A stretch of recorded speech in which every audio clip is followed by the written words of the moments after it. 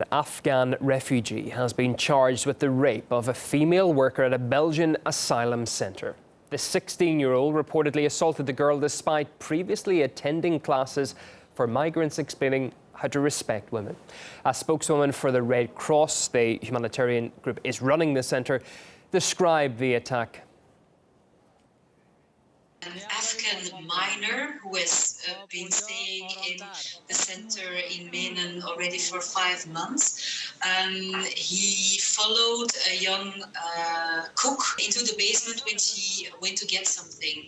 Apparently that boy already had an eye on her for quite some time, and she refused to respond those feelings. The young man followed her in the basement, and that's where the rape supposedly took place. When a minor comes to Belgium, and when a minor enters the Center of Red Cross Flanders, we teach him 2 things. First thing is sexual education. Sometimes we are talking about children that are 14, 15, 16 years old. Without parents, they don't know anything. We also have to explain what are the normal ways of treating women here in Flanders.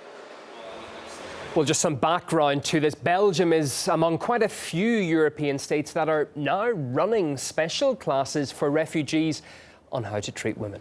They explain that in Europe, men and women have equal rights and warn against groping and assaulting women. Reacting to the attack at the asylum centre, the leader of Belgium's anti-immigrant party says that anyone who needs such classes should not be in Europe in the first place. But Anne Luton from the Red Cross again warns against demonising all refugees arriving in Europe.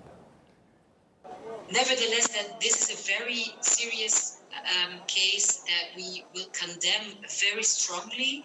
We also like to point out that this is a single case that had happened, and you cannot enlarge this to all the more than 5,000 people, refugees that we shelter at this moment. That would just not be fair. Well, according to the UN Refugee Agency, more than 80,000 refugees and migrants arrived on Europe's shores by boat in the first 6 weeks of this year. Now, that is more than in the first 4 months of 2015. And it's fueling fears that overall arrivals could far exceed last year. The numbers last year believed to be 1 million over 12 months. Thousands of people are currently stranded at Macedonia's border alone. That, as the country says, it will now only allow in refugees from Syria and Iraq.